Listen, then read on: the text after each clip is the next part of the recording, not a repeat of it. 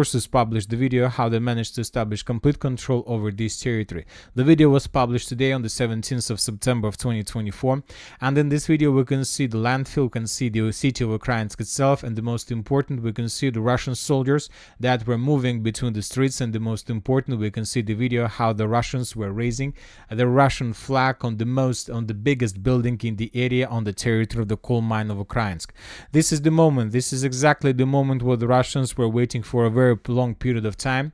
In this video we can see two Russian soldiers that raised their flag, the flag of 114th Motorized Brigade of the Armed Forces of Russian Federation, on the highest building of the city of Ukrainsk.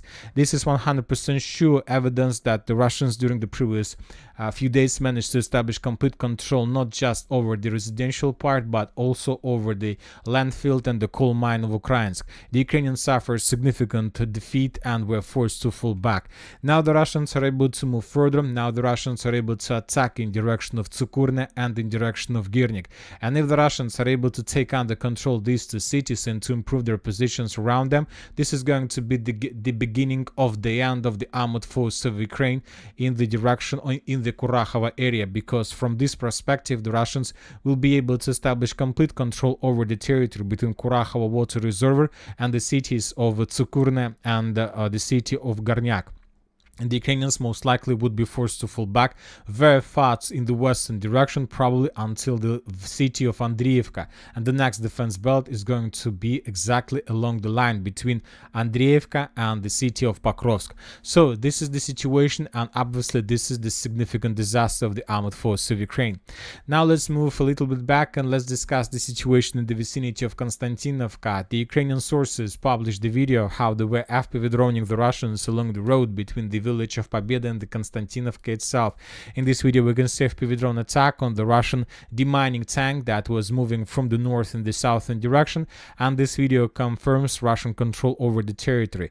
We haven't managed to adjust the map because the update let's say appeared right before we start making the video, but before the next video we will adjust the map in Russian favor and we will color this territory, everything along TO425 under control of Russian Federation. Now let's discuss the situation in the vicinity of Ugledar. We haven't received anything that can confirm additional progress of the armed forces of Russian Federation. We have just one video of how the Russians were FPV droning the Ukrainian evacuation staff behind the coal mine of South Donbass number 1. In this video we can see how the Russians discovered the movement and the positions of the armed forces of Ukraine, and then the Russians began bombing this territory. This video confirms that at least this part of these territories under complete Ukrainian control. Now let's return back and let's talk about the original Pokrovsk direction. According to information we have, the Russians managed to establish complete control over the coal mine of the Novogrodovka III. So this territory was captured by the Russians according to pro-Ukrainian sources. During the previous 24 hours, the Ukrainians conducted a number of counterattacks with the purpose to slow down the Russians, but most of those attacks were repelled and the Ukrainians haven't managed even to enter the territory of clashes.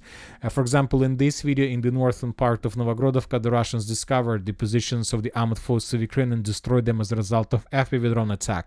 A little bit further in the western direction we can see another Ukrainian vehicle that was heading towards the city of Novogrodovka but was destroyed as a result of FPV drone attack. We have changes on the ground in the village of Grodovka. First, during the previous 24 hours and somewhere in the morning of the 17th of September, the pro-Ukrainian sources Deep State adjusted their maps in Russian favor and added additional territory under complete Russian control in the central part of Grodovka. But later, the Russian sources published additional video, and in this video we can see the movements of the Russian stormtroopers in the most western part of the village, which confirms additional Russian control, and this is 100% sure confirmation of the Russian presence exactly in this part of the village. According to this map and according to this video, the Russians were moving something like this, and based on this video we have adjusted the map in Russian favor. Now let's move further and let's talk about the city, about Arkhangelsk, about this direction. During the previous 24 hours, the Russians published the video how they were attacking the Ukrainian positions to the north of Arkhangelsk. In this video, we can see how the Russians first were clearing the Ukrainian trenches and the fortifications with FPV drones. As you can see, the Russians still hasn't started using the flamethrower drones. They still use the drones with explosive. And later, two Russian soldiers came to the same area and suggested the Ukrainians in these trenches to surrender, and he accepted this proposal. Now let's move and let's talk about Toretsk agglomeration. Today, neutral mappers have adjusted their maps in Russian favor, and according to these updates, according to these reports, the Russians managed to establish significant control over the territory around to the west of the Terikon and the landfill of Artyoma. Of this coal mine. The Russians entered the block of Zabalka of the city of Toretsk, and currently the Russians control around 25% of this block of this agglomeration. Significant progress of the armed force of Russian Federation. Of course, the Russians are not going to stop. They will continue moving from this area further in the northern direction with the purpose to force the Ukrainians to fall back. Also, a reminder that during the previous few days we got lots of updates and a lot of reports of additional Russian progress in this direction as well. Now let's move further and let's talk about the Chasiv Yar direction. We have additional changes on the ground and we have additional geolocations. The Russians continue bombing and attacking the central part, the heart of Chasiv Yar. In this video, we can see a few more FABs arrived in the central part of the city, where the Ukrainians concentrated their reserves, their warehouses, ammo depots, and of course the operational, let's say, command center. As for the clashes on the ground, currently, according to information we have, the heaviest clashes are taking place in the northern part, in the vicinity of Grigorovka, and we have some changes on the ground according to pro-Russian mappers, and according to information we have, the Russians are moving and trying to expand their positions to the south of Chasiv Yar, trying to get as close as possible to the road N32. Now let's move further and let's talk about the Siversk direction. Currently, the Russians are focused in this dense network of the fortifications. During the previous 24 hours, the Russians continue bombing and attacking exactly this point. In this video, we can see the Ukrainian positions, machine gun position that was under very heavy fire.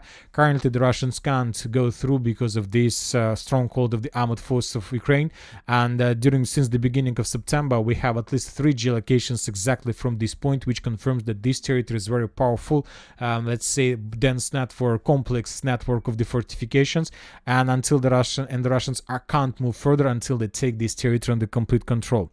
Now let's move further and let's talk about the southern Kupiansk direction, where according to pro-Ukrainian sources the Russians were forced to fall back from the territory to the east of Tarskoye. So these fields were captured by the Ukrainians according to pro-Ukrainian sources, Deep State.